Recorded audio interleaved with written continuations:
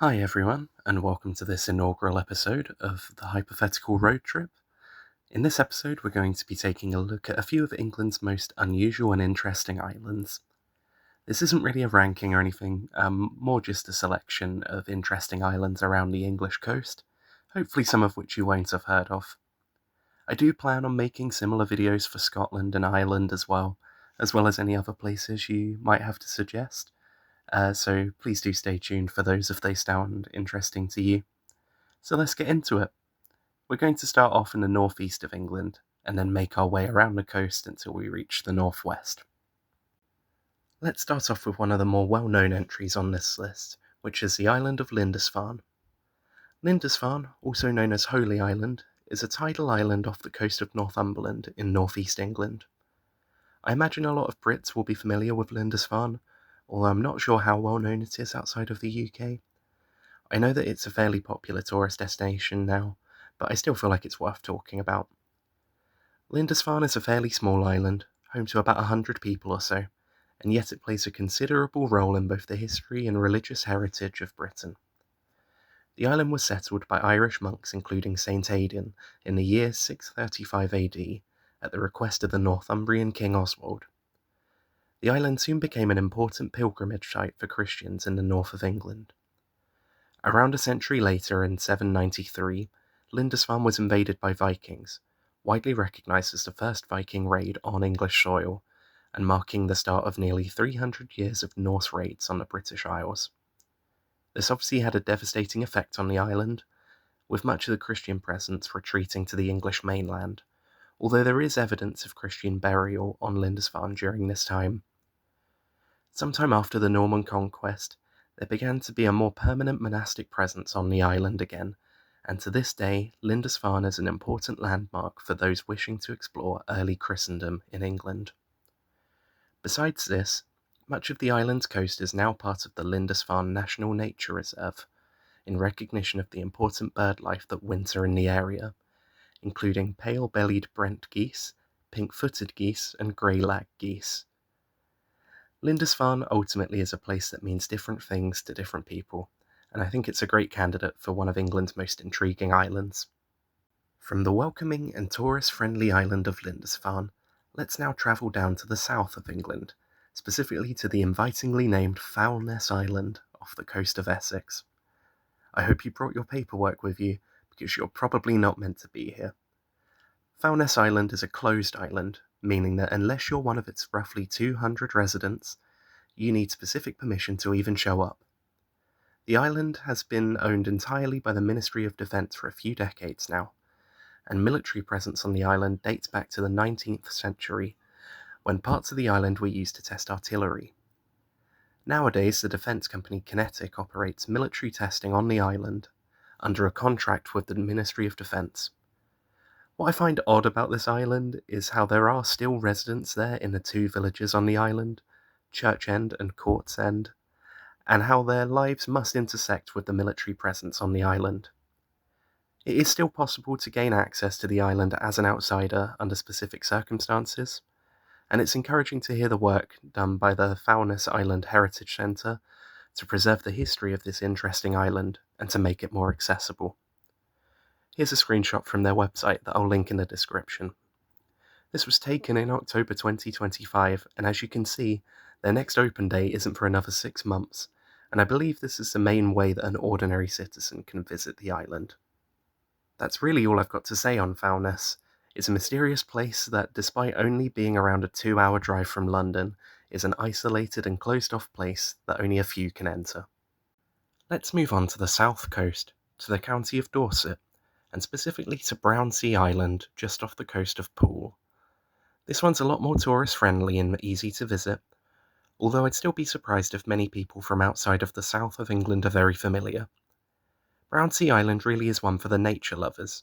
It's a relatively small island, but you can find various ecosystems including salt marshes, and a diverse woodland that's one of the only places in England where you can still find red squirrels. It's also home to a lot of interesting bird life.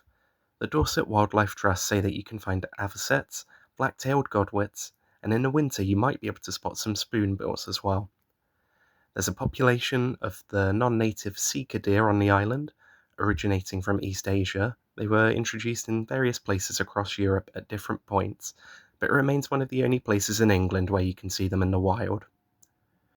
It's not just the wildlife that makes Brownsea Island interesting, though. Let me introduce you to Lieutenant General Robert Baden-Powell. Baden-Powell was an officer for the British Army who rose to national prominence for his role in the Second Boer War, after successfully defending the town of Mafeking during a 217-day siege in which the British Army was vastly outnumbered. He owed part of his success to the newly formed Mafeking Cadet Corps, a group of boys aged between 12 and 15 who served as messengers and lookouts, and freed up the men of fighting age to carry out other military duties. In 1907, Baden-Powell was back in England, and inspired partly by this group of cadets, he carried out an idea he had for training boys in scouting. He hosted a scout camp on Brownsea Island that summer for boys of all different class backgrounds, and although only around 20 boys attended the first camp, it soon snowballed into a worldwide movement of scouting. So if you were ever part of the Scouts growing up, this is where it all began. In 2007, to mark the 100-year anniversary of the Scouts, celebrations were centered on Brownsea Island, with many from around the world tuning in online to join the celebrations.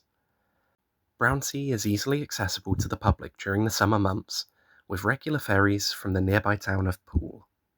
Moving on then, we're going to cross over deep into the Bristol Channel and over to the island of Lundy. This one I've always been drawn to whilst looking over maps. It's not exactly part of any chain of islands, it's just sort of on its own there. The name Lundy actually comes from Old Norse, meaning Puffin Island, although it appears the Vikings didn't spend much time here. The island was, however, home to many other interesting residents, including William de Morisco.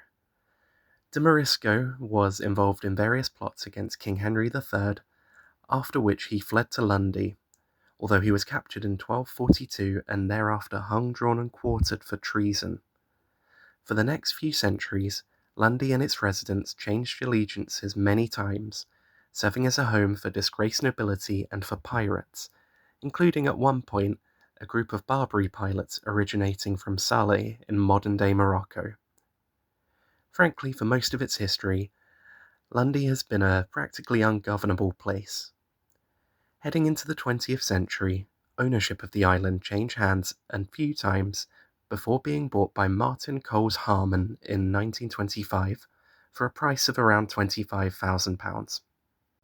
Harman himself got in trouble with the British government after he issued his own coinage for the island, the half-puffin and one-puffin coins, as featured on screen.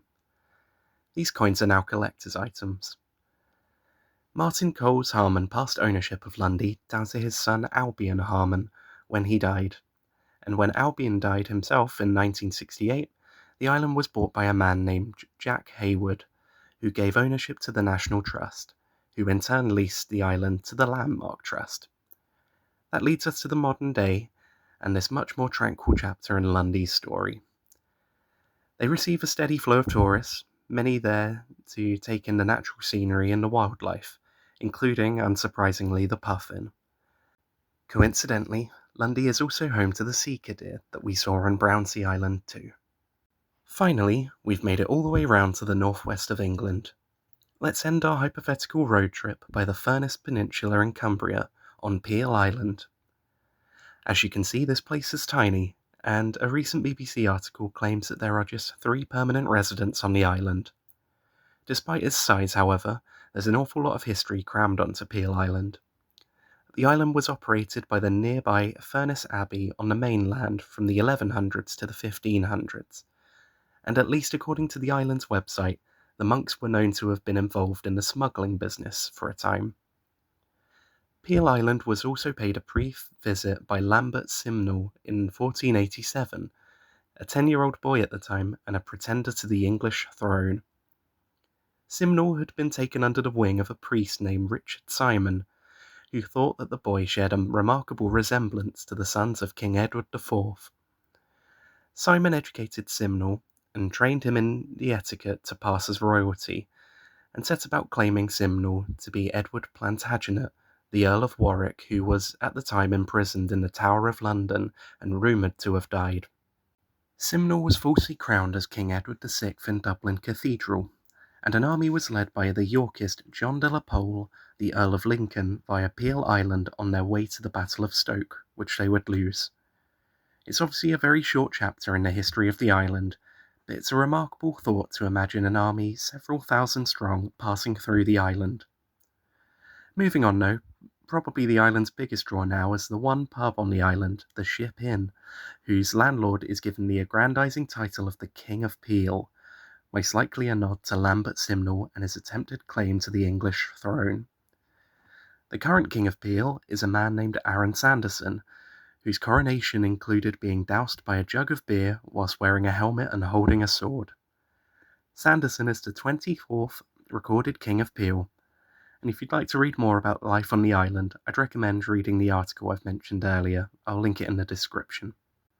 Well, that brings us to the end of the list. Hopefully you enjoyed this video and learned something about some of England's more unusual landmarks. I appreciate you staying around to the end, and stay tuned if you want to see any future videos on obscure and interesting places. I'm hoping to cover Scottish islands in my next video, but please do let me know if you have any other ideas. Thanks, and I'll see you all in the next one.